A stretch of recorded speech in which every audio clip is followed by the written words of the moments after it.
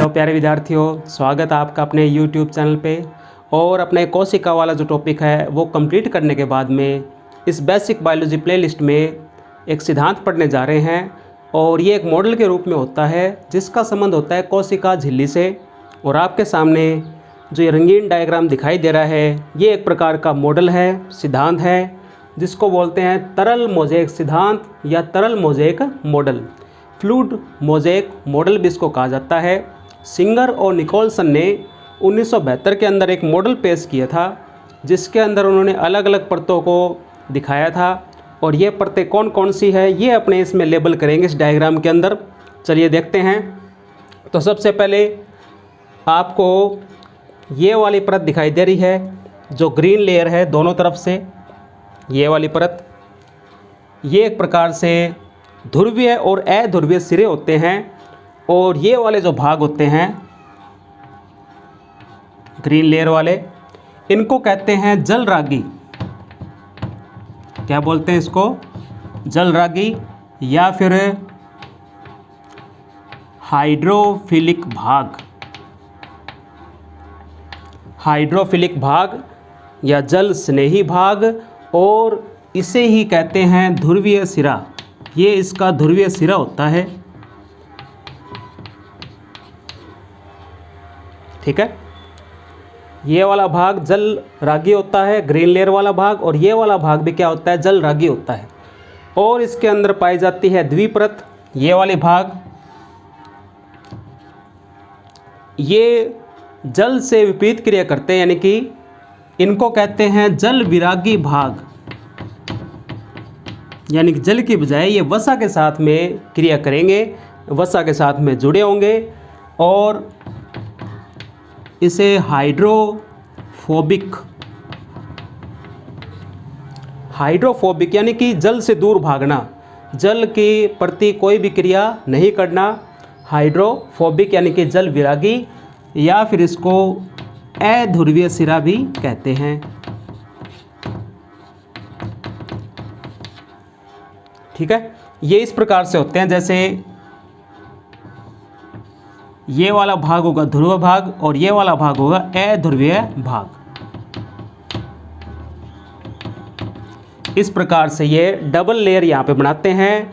और ये जो द्विपरत होती है ये वाली, ये बनी होती है फास्फोलिपिड से। किससे बनी होती है? फास्फोलिपिड से। फिर आपको इस फास्फोलिपिड के अंदर यानी कि वसा वाली द्विपरत के अंदर आपको ये पीले रंग की संरचना दिखाई दे रही होगी, येलो डॉट्स दिखाई दे रहे होंगे। इन्हें कहा जाता है आंतरिक प्रोटीन। क्या बोलते हैं इसको? आंतरिक प्रोटीन, जो वसा की द्विपरत के अंदर धसी रहती है, जिनको अलग करना लगभग नामुमकिन होता है, यानी कि इनको अलग नहीं किया जा सकता। तो ये आंतरिक प्रोटीन होती है इसके बीच में। फिर आपको ऊपर वाली ये परत दिखाई दे रही होगी, ये इसकी बाहरी परत होती है। और इसके अंदर ये जो नीले रंग की संरचनाएं आपको दिखाई दे रही है, ब्लू डॉट्स दिखाई दे रहे हैं, इसको कहा जाता है बाहरी प्रोटीन। क्या बोलते हैं इसको? बाहरी प्रोटीन, या फिर इसे बोलते हैं परिधीय प्रोटीन। क्या बोलते हैं इसको? परिधीय प्रोटीन। और इनको आसानी से अलग किया जा सकता है क्योंकि ये परिधि की ओर होती है, बाहर की ओर होती है, जिससे ये आसानी से अलग हो जाती है। उसके बाद में अपने बात करें तो इनके 3 स्तर होते हैं। कितने स्तर होते हैं? 3 स्तर। बाहरी और आंतरिक जो परत होती है वो प्रोटीन की बनी होती है। बाहरी और जो आंतरिक परत बनी होती है किससे बनी होती है? प्रोटीन से बनी होती है। जबकि मध्य की जो परत होती है, ये वाली लेयर होती है मध्य की परत, ये बनी होती है लिपिड से, यानी कि वसा से इसका निर्माण होता है। तो ये इसके मुख्य भाग है। और अगर बात करें कि ये वाली प्रोटीन और ये वाली प्रोटीन होती है, ये किस तत्व से बनी होती है, तो वो होते हैं ग्लाइकोप्रोटीन। यानी ये एक प्रकार की ग्लाइकोप्रोटीन्स होती है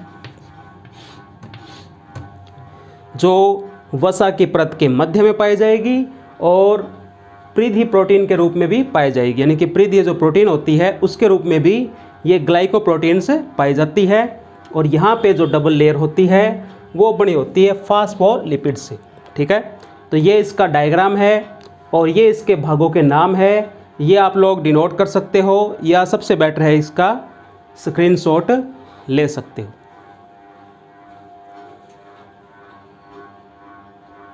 तो तरल मोज़ेक मॉडल के डायग्राम के बाद में अब बारी है अपने कुछ और जानकारी प्राप्त करने की।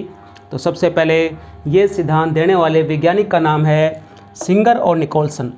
सिंगर और निकोलसन नामक वैज्ञानिकों ने 1972 के अंदर ये सिद्धांत दिया था।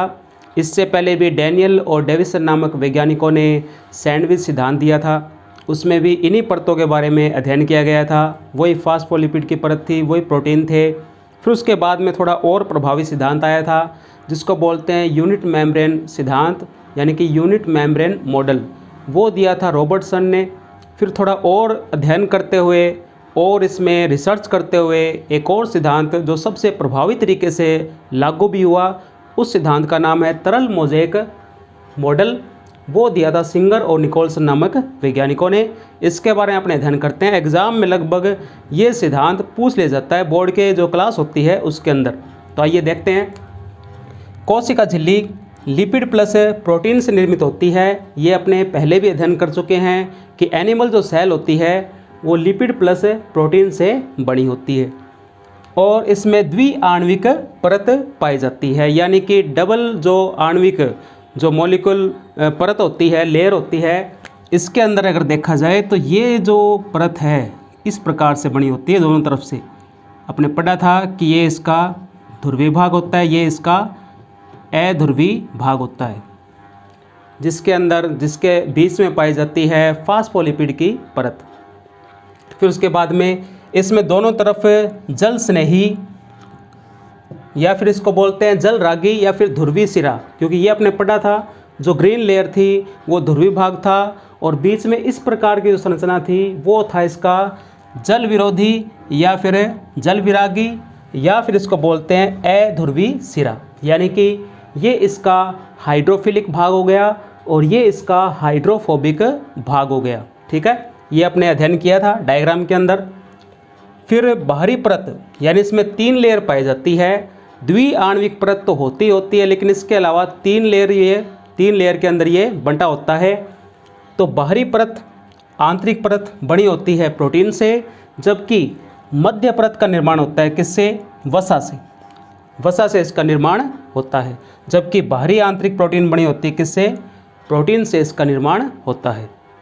और प्रोटीन इसमें कितने प्रकार के पाए जाते हैं? 2 प्रकार के होते हैं। डायग्राम में देखा था जो नीले रंग की संरचना थी वो थे इसके परिधीय प्रोटीन, यानी कि बाहरी प्रोटीन। तो बाहरी प्रोटीन जो द्विपरत बनाते हैं इनको आसानी से अलग कर सकते हैं, क्योंकि ये परिधि की ओर यानी कि बाहर की तरफ पाए जाते हैं। ज़्यादा ये धसे नहीं होते, बाहर की तरफ निकले रहते हैं, तो इनको आसानी से अलग कर सकते हैं। उसके बाद आंतरिक प्रोटीन, जिसको समाकलित प्रोटीन भी कहा जाता है, और ये जो इनर प्रोटीन होते हैं ये बने होते हैं लिपिड से, यानी कि लिपिड के अंदर ये धसे होते हैं। और लिपिड के अंदर धसे होने के कारण, यानी कि फास्फोलिपिड की लेयर के अंदर धसे होने के कारण इनको आसानी से अलग नहीं किया जा सकता, क्योंकि फास्फोलिपिड की जो परत होती है ये इन अणुओं को गति भी कराती है, प्रोटीन के अणुओं को गति भी कराती है। और ये गति ऊपर नीचे न होकर दाएं बाएं होती है, यानी कि एक प्रकार से पार्श्व विसरण इसके अंदर होता है, क्योंकि फास्फोलिपिड की जो परत होती है वो एक प्रकार से इनको गति कराने में सहायता करती है। यानी इस प्रकार से अगर देखा जाए तो ये अपने डायग्राम में संरचना देखी थी। ठीक है, इसके अंदर प्रोटीन धसी होती है, ये जो होते हैं डबल लेयर बनाते हैं, और इसके अंदर जो गति होती है ये अप डाउन यानी कि ऊपर नीचे न होकर ये दाएं बाएं होती है। कहाँ पे होती है? दाएं बाएं। इसका मुख्य कारण क्या होता है? क्योंकि इसमें जो वसा की द्विपरत होती है ये पाई जाती है, और एक प्रकार से ये चिकनाई से निर्मित होती है, और ऊपर से इनको पार्श्व यानी कि दाएं बाएं गति कराने में इन प्रोटीन के अणुओं को, ग्लाइकोप्रोटीन के अणुओं को दाएं बाएं गति कराने में ये सहायक होती है। इसको बोलते हैं पार्श्व विसरण गति। क्या बोलते हैं इसको? पार्श्व विसरण गति। यानी कि दाएं बाएं ये प्रोटीन के अणु आसानी से गति कर सकते हैं, लेकिन ये वसा की परत से अलग नहीं हो सकते। ठीक है, उसके बाद आगे देखते हैं। इन्हीं प्रोटीन्स की सहायता से कोशिका झिल्ली अलग अलग पदार्थों के आवागमन का नियंत्रण करती है। ये अपने कोशिका झिल्ली वाले टॉपिक में पढ़ा भी था। उसके बाद कुछ आवश्यक पदार्थ होते हैं जो कोशिका के, जो कोशिकांग पाए जाते हैं, उसके अंदर वाले भाग पाए जाते हैं, उनके लिए आवश्यक होते हैं। तो उनको कोशिका के अंदर बाहर करने का कार्य किसके द्वारा होता है? जो इनर प्रोटीन पाई जाती है, जो आंतरिक प्रोटीन पाई जाती है, उसके द्वारा ये कार्य होता है। जैसे अवशोषण और स्त्रावण। अवशोषण स्त्रावण संबंधी जो कार्य होते हैं वो किसके द्वारा होते हैं? वो इन्हीं आंतरिक प्रोटीन के द्वारा होते हैं। उसके बाद इसलिए अगर ये कार्य हो रहे हैं तो इसलिए इनको बोलते हैं चयनात्मक पारगम्य झिल्ली। यानी कि आवश्यक पदार्थों का चयन करके उनको अंदर आने दिया जाता है। तो चयनात्मक पारगम्य झिल्ली भी कोशिका झिल्ली को कहा जाता है। ये आपको पहले भी बता चुके हैं। चयनात्मक पारगम्य झिल्ली, अर्ध पारगम्य झिल्ली, ये इसके उपनाम थे।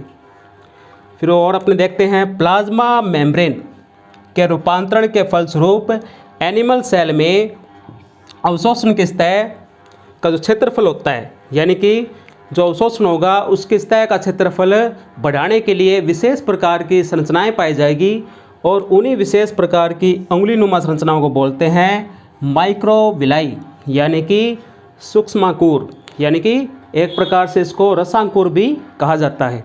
तो अपने संरचना में देखा था, जो एनिमल सेल थी उसके अंदर डायग्राम में अपने ऊपर की तरफ उंगलीनुमा संरचना बनाई थी, ये वाली। ठीक है, और जैसे ही जो प्लाज्मा मेम्ब्रेन होती है उसमें पदार्थों का आवागमन होगा तो अवशोषण भी होगा उन आवश्यक पदार्थों का। उसका क्षेत्रफल बढ़ाने के लिए विशेष प्रकार की अंगुलीनुमा आकार की संरचनाएं पाई जाती है। इन्हीं विशेष संरचनाओं को कहा जाता है माइक्रोविलाई या फिर सूक्ष्मांकुर। ठीक है, ये वाले भाग इसमें पाए जाते हैं। अगर और बात करें अपने कि इसके अंदर कि कौन कौन से जो कोशिकांग होते हैं वो अर्ध तरल अवस्था में रहते हैं, तो उसमें है माइटोकॉन्ड्रिया,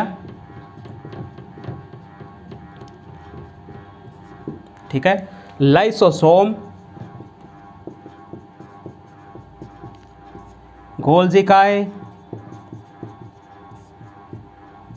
रिक्तिकाएं। लगभग इसमें अधिकांश भाग अर्ध तरल अवस्था में रहते हैं, यानी कि मोज़ेक अवस्था के अंदर रहते हैं।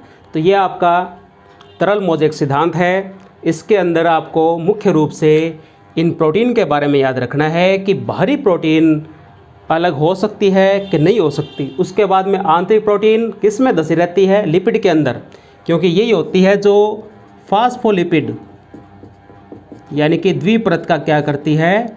निर्माण करती है। इसी के अंदर ये प्रोटीन धसे रहते हैं, आसानी से अलग भी नहीं हो पाते। उसके बाद अगर पूछे कि इसके अंदर जो ये द्विपरत होती है, इसमें जो ये प्रोटीन के अणु होते हैं ये किस प्रकार से गति कर सकते हैं, तो वो विशेष गति होती है पार्श्व विसरण गति।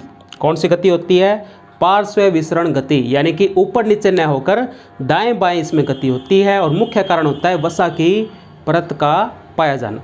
ठीक है, तो ये आपका मॉडल आपके सामने, जिसको बोलते हैं तरल मोज़ेक मॉडल। ये वैज्ञानिकों के नाम आपको याद रखने हैं, सिंगर एंड निकोलसन। 1972 के अंदर ये सिद्धांत दिया गया था। अब आप इसको डिनोट कर सकते हैं या फिर इसका स्क्रीनशॉट ले सकते हैं। बारी है उन दो प्रश्नों की जो आपसे पूछे गए थे लास्ट वाले वीडियो के अंत में। तो सबसे पहले था नॉन क्वेश्चन, और वो ये था कि किस कोशिकांग को रसोई घर कहा जाता है, यानी कि रसोई घर के नाम से भी जाना जाता है। यानी पादप में वो कौन सा भाग है, पादप कोशिका में वो कौन सा भाग है जिसको किचन हाउस भी कहा जाता है? तो इसका सही जवाब है क्लोरोप्लास्ट। यानी कि अगर कोशिकांग का नाम पूछा जाए तो इसका सही जवाब होगा क्लोरोप्लास्ट। और अगर पादप के भाग का नाम पूछा जाए तब इसका सही जवाब होगा पादप की जो पत्तियाँ होती है, लीव्स जो होती है, उनको कहा जाता है रसोई घर यानी कि किचन हाउस। कारण क्या होता है? कारण यह होता है कि इसमें प्रकाश संश्लेषण की प्रक्रिया होती है यानी कि फोटोसिंथेसिस की प्रक्रिया होती है, जिसके दौरान CO2 जो गैस होती है वही ग्रहण करते हैं पेड़ पौधे और हमारे लिए प्राणवायु ऑक्सीजन गैस छोड़ते हैं, और कुछ मात्रा में जल की हानि भी होती है पत्तियों के द्वारा। तो इसलिए इसका सही जवाब क्या था? क्लोरोप्लास्ट। अगला प्रश्न अननोन प्रश्न जो आपसे पूछा गया था वो ये था कि कोशिका के किस भाग को यानी किस कोशिकांग को कोशिका का मस्तिष्क कहा जाता है यानी कि ब्रेन ऑफ द सेल। तो इसका सही जवाब है न्यूक्लियस यानी कि केंद्रक। केंद्रक को कहा जाता है, वो इसलिए कहा जाता है कि जितने भी उपापचयी क्रियाएं होती है, मेटाबॉलिज्म रिएक्शन होती है, वो सारी की सारी कोशिका के अंदर जिस भाग के अंदर कंट्रोल होती है, नियंत्रित होती है, वो भाग होता है न्यूक्लियस यानी कि केंद्रक। तो इसलिए इसका सही जवाब है केंद्रक यानी कि न्यूक्लियस। तो ये आपके 2 प्रश्न कंप्लीट हो गए। अब मिलते हैं अगली क्लास के अंदर और अगले टॉपिक के अंदर। तब तक आप घर पे रहिए, स्वस्थ रहें और अध्ययन करते रहें। Take care.